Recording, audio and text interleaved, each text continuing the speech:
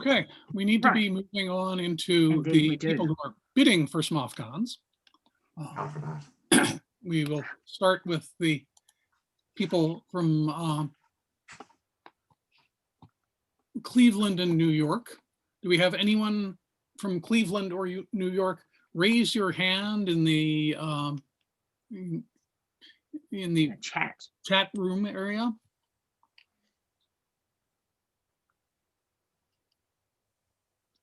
Is anybody wishing to speak for Boscone, New York, or Cleveland?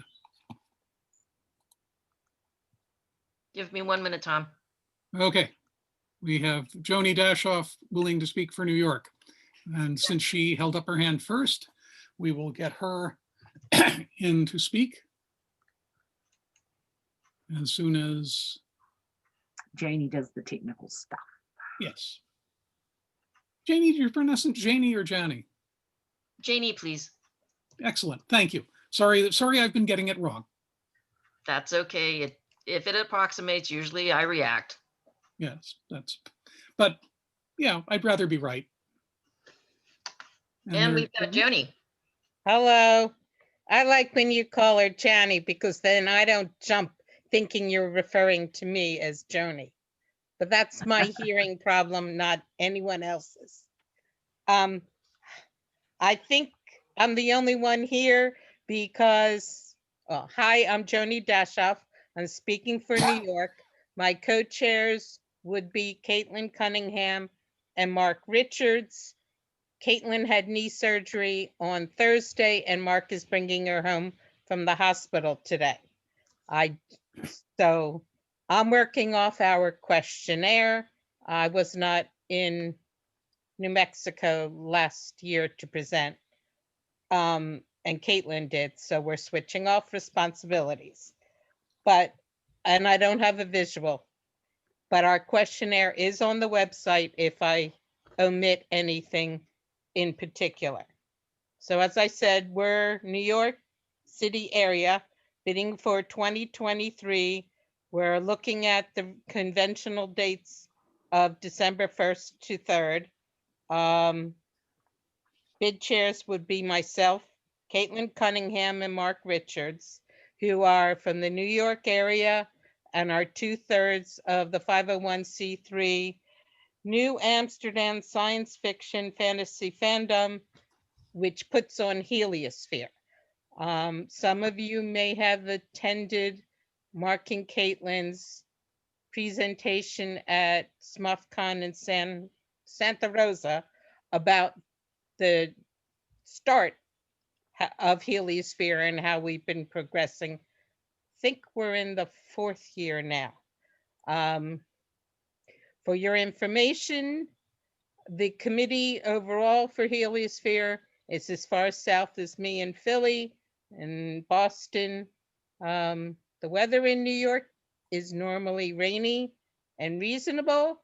Currently, Boston is suffering a snowstorm.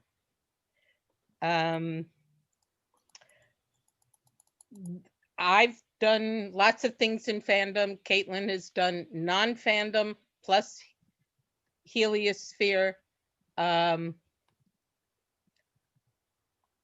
And Mark has been back and forth. He dropped out for a while, came back, but most of the committee is experienced in doing various things.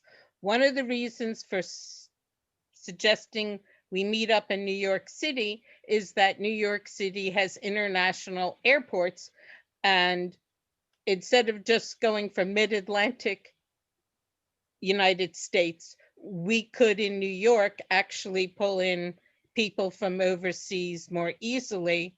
So we're also looking at hotels in the adjacent to the airports.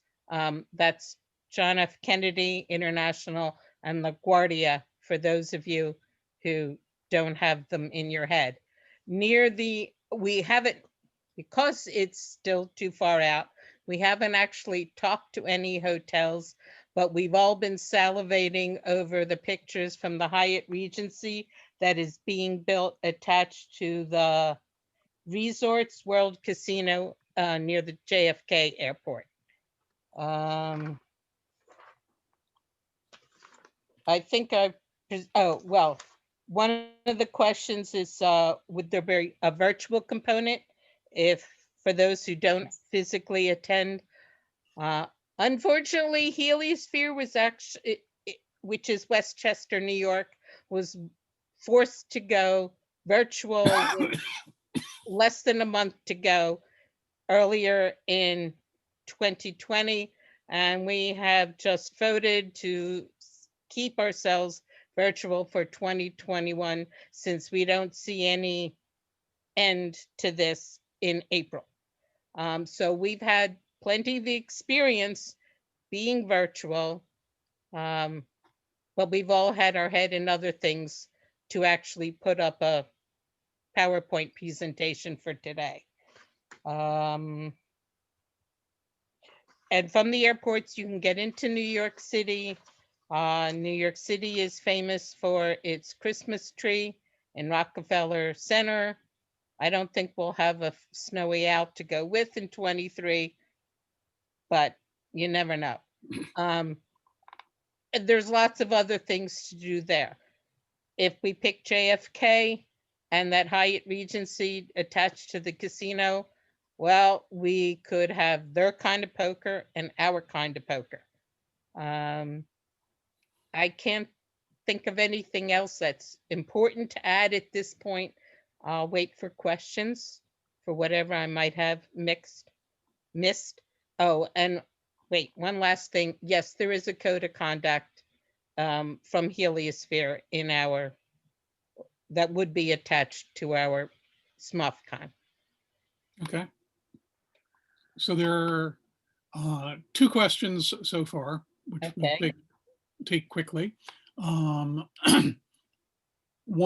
room rates. Since you don't have a hotel, you don't have Right. room rates. I Yeah. can give you fly rates, airfares, at least based on last year, and then they dropped for this year, but they'll probably go back up. I should mention there's a possibility with the hotels being hungry that we might get a chance at a hotel in downtown New York City, but that would be likely for 2022, and we're not bidding for 2022, we're bidding for 2023. Yep.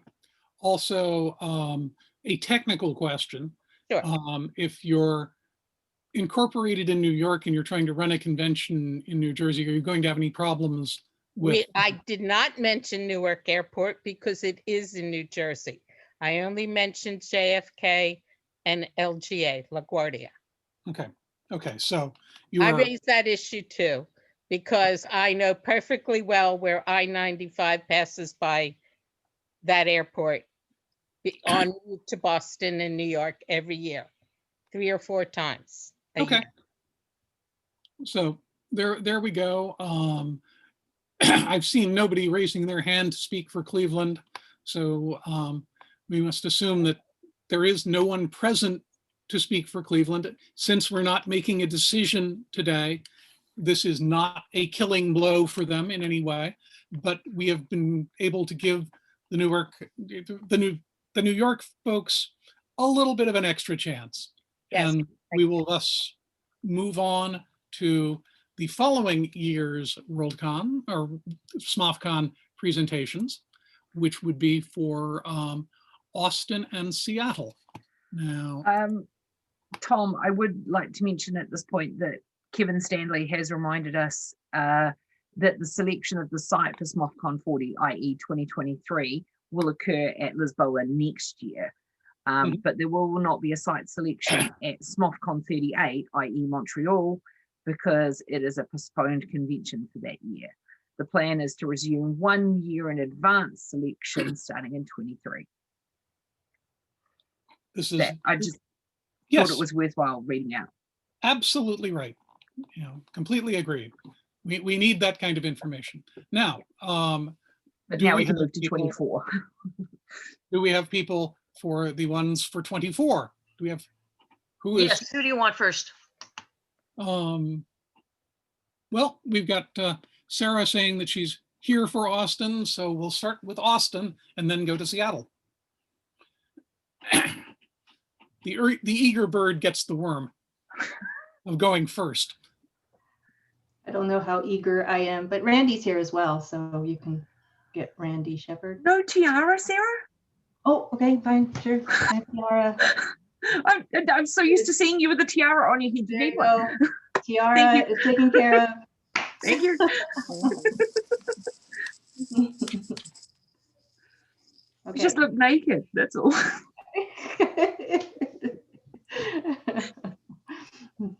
Hi, I guess I'll start, Randy. Sure, you go ahead.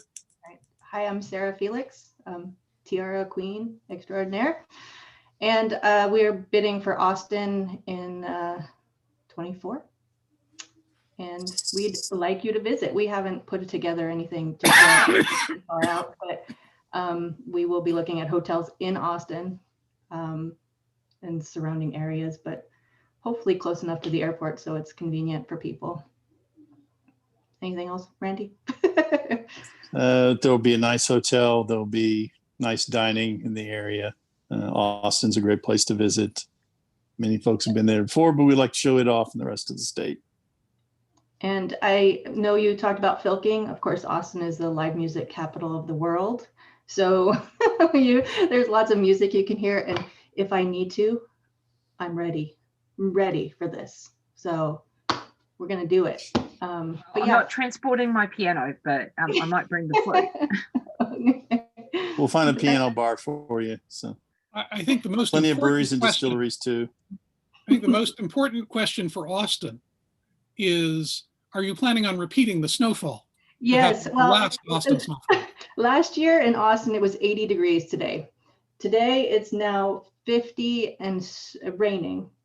I am shocked that we had snow last time, but it's not something I can control. So it could happen again, but it's so rare that you guys got very, very lucky, if you could say it that way. All right. So any further questions for Austin before we let Seattle have their quick time for presentation? I was going to ask Austin, are they going to have, I realize it's a long way away, have you thought about virtualization and having programming for those of us on the other side of the world? Yeah, we can. It's a long way, yeah, it's a long way away, but we'll certainly look at that. We know that's an element people like, and it's been done the last few SMOFCons. So Mhm. Yeah, we'd started doing virtual participation in SMOFCons even before the pandemic. We've just been pushed into doing much more of it since. We're getting better at it. I don't think, I think that particular bus has left the station, and we're all going to be doing some virtual stuff throughout the future. If somebody weren't going to do it, it would become a real question. So who do we have from Seattle to speak? That would be me. Hello. Hello, Marah. Hello, everybody. I don't have any video either. My name's Marah Searle-Kovacevic. I'm bidding to hold SMOFCon in Seattle in 2024. Should we win, our dates will be December 6th to 8th. We haven't had a SMOFCon in Seattle since 1996, and we think it's time to share our city with all our friends. I will also be chairing the convention should we win. I've twice chaired ConComCon, which is a con running convention held annually in or near Washington State. I've been a division head, deputy division head, or department head for several World Cons and local conventions, as well as having chaired our local convention. Sally Worley is our hotel liaison. In addition to chairing SASWAN, Sally's been the hotel liaison for many regional and local conventions. Angela Jones-Parker is our treasurer. In addition to chairing SASWAN, Sally's been the hotel liaison for many regional and local conventions. Angela Jones-Parker is our treasurer. Angela's run dealers rooms for several World Cons. Alex Von Thorn's done website programming, publication, registration, and other roles at many World Cons and other conventions. So he'll fill whatever jobs I can't find anyone else to do. Our sponsoring organization is SWOC, originally the Seattle WesterCon Organizing Committee. SWOC was the sponsoring entity for SASCON, the 2015 WorldCon, for Cascadia, the 2005 NASFIC, for several WesterCons, for ConComCon, and for Conflict, our annual Phil convention. SWOC includes a large network of con runners experienced in WorldCons, regional and local conventions. We're also being advised by Sally Worley.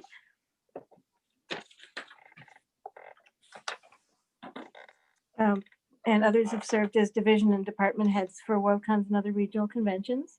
We're planning to be in downtown Seattle. There's several different downtown neighborhoods that we're looking at.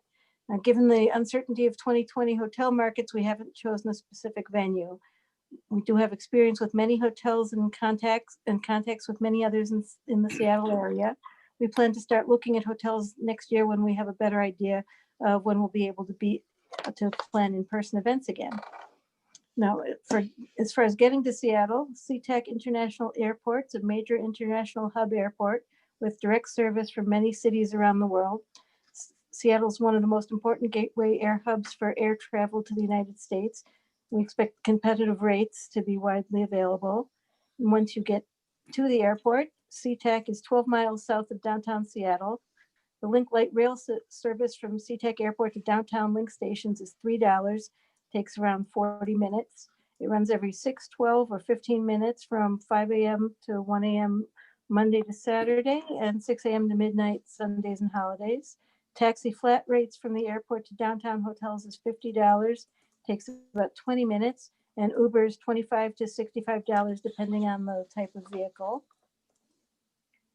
Now, and once you're in Seattle, some of the major tourist attractions are the Museum of Pop Culture, which houses the Science Fiction Museum of Fame, the Space Needle, Pike Place Market, Pioneer Square Historic District, the Underground Tour, Pacific Science Center, the Museum of Flight, the Future of Flight Aviation Center and Boeing Tour, the Pinball Museum, Chinatown International District, and the Living Computers Museum and Labs, which includes some of the first computers. And many more museums, theaters, parks, shopping attractions, and other points of interest. And after your day of touring the city, you'll find that Seattle is a major city with a diverse range of food options, from fast food to fine dining, all within walking distance of downtown. We'll have more details depending on the specific site. The salmon is amazing. I used to think I didn't like salmon very much until I tried it in Seattle, and it's just amazing. And if you like chowder, Pike Place chowder is absolutely wonderful. It was Terry Pratchett's favorite. Was it? Yes, it was. Did not know that. Okay, that's pretty much what I've got. I'm happy to take questions. Oh, it says in chat, by then the light rail should go all the way from the airport to Northgate. And by 2024, it should go to Linwood. That's assuming that all goes well, which yes, has not always been the case in Seattle transportation.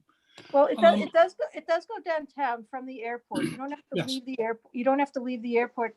It's a longish walk within the airport, but through the parking garage, and you have to sort of slightly go outside, but you're exposed to the elements. A little bit, but it's mostly at the airport. You don't have to go anywhere else. Yeah. So I have a question.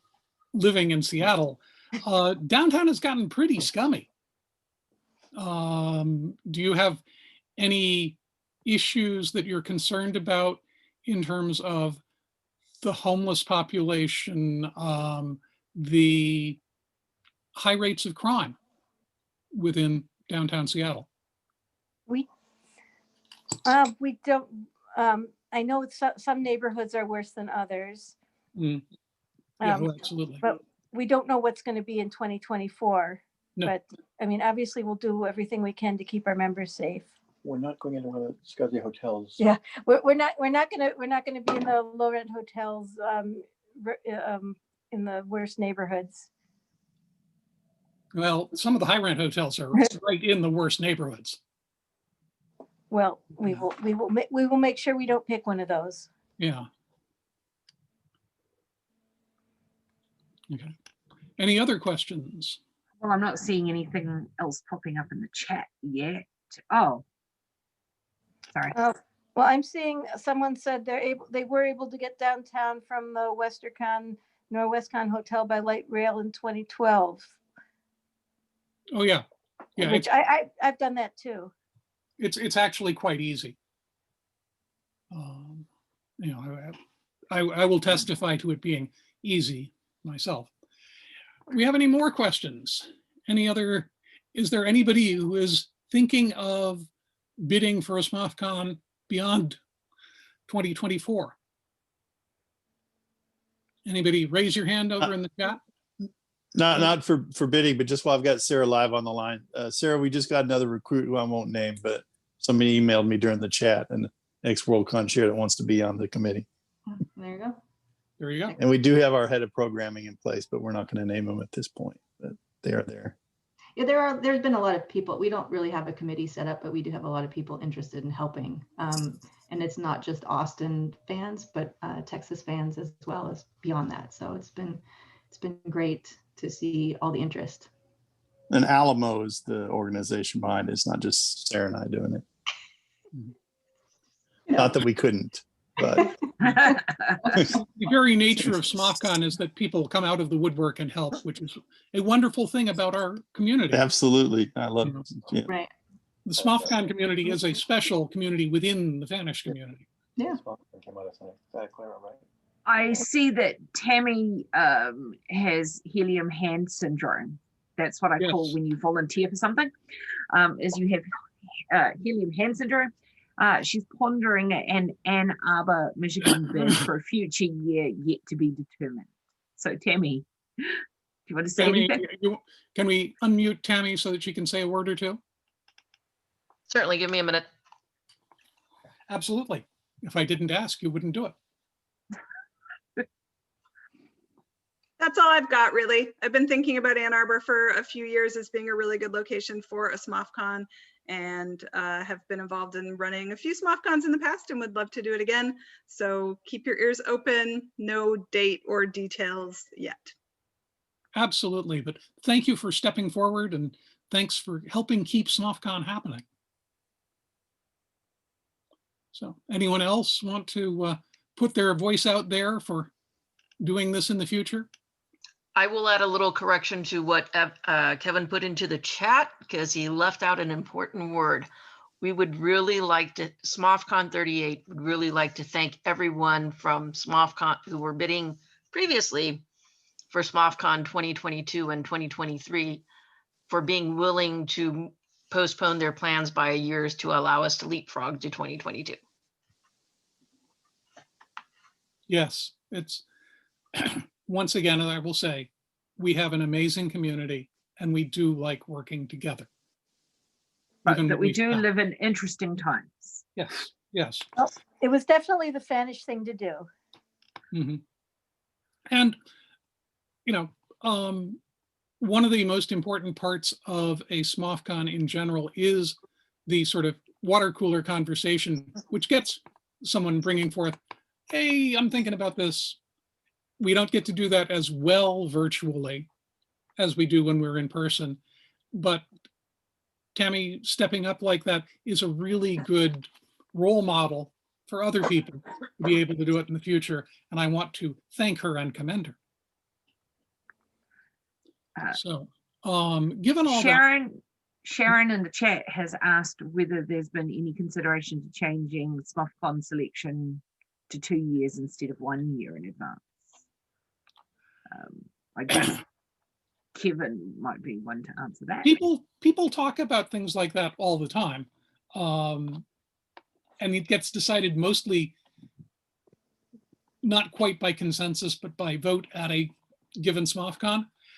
Given how things are this year, I don't see that happening. It would have to be something that was scheduled in advance to talk about. But if you think it's a great idea, bring it up. Right, Yeah. because the problem is that SMOFCon has no set governing rules. Yeah. Yeah. we have people in the chat saying, it's a good idea, it's a bad idea. Let's talk about it But at Lisboa. It's a good idea to discuss this when we can actually meet together in person and see how each other are reacting, rather than having to wait for somebody to say something in the chat or in other